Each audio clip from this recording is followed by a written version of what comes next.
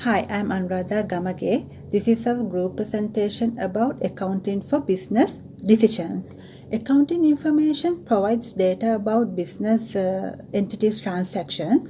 Based on these informations, organization can take business and financial decisions. So it helps them to achieve their business goals. So accounting has two main branches. One is management accounting, the other one is the financial accounting. So external business stakeholders often use this financial accounting information to take decisions about the organization. So here I am going to give my advice to my friend David, who is planning to buy a business. There are four main types of business organization forms. First one is the sole proprietorship. This is the simple and most common business ownership.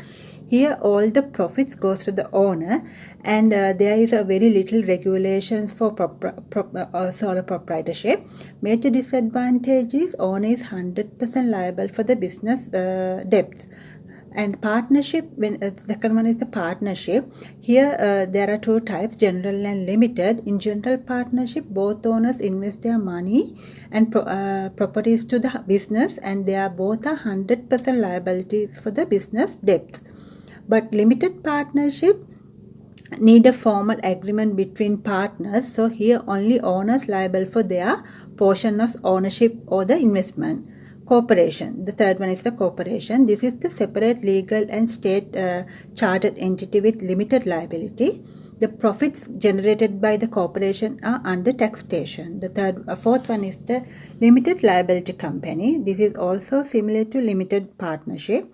This limits the liability to the owner, and the profits can be shared among the owners. So I suggest Davis to begin with the limited partnership business, because here the total assets is 170,000 and the total liabilities is 100,000, and also business inventory and receivables are also not that healthy. So I suggest him to go for the limited partnership business.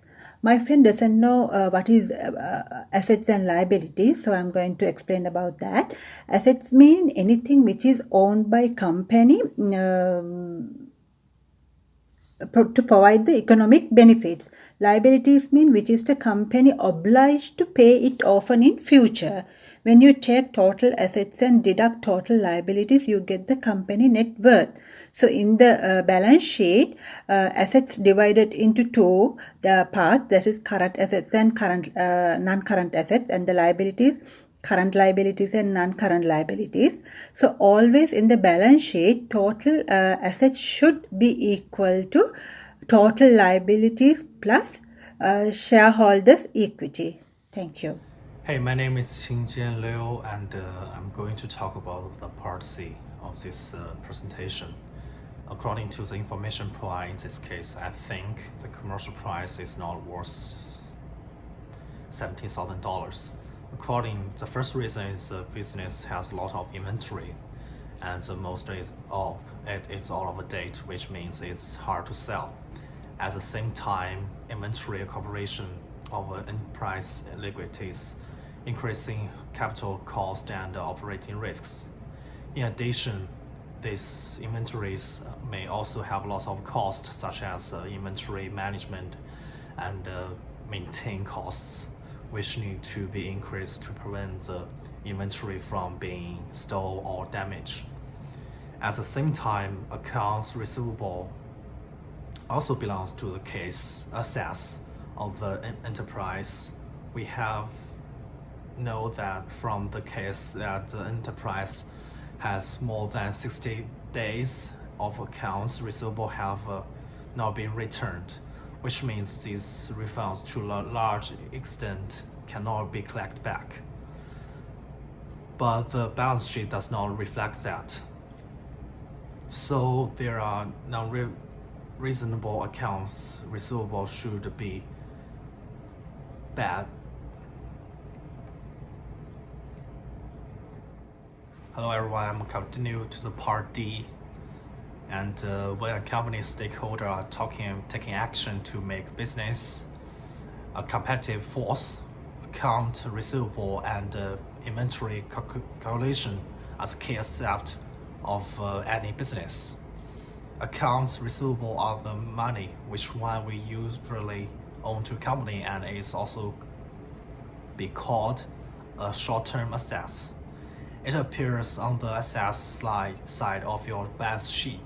However, many expenditures and other events which have the effect of reducing future cash outflows do not give rise to future economic benefits, and therefore do not give rise to assets. For example, redundancy payments to employees, which would avoid cash outflows in the future in respect of those employees, would not entitle the employer to future service from the employees and do not give rise to the future economic benefits.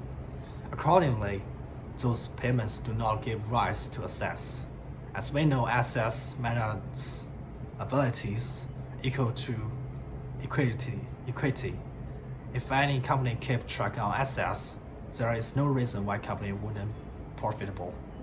The impact of business financing decisions are: finance plays a very crucial role, and the impacts of business finance are: number one, a good financial position is needed in the business, and number two, decisions regarding costs and pricing, and number three, growth of business.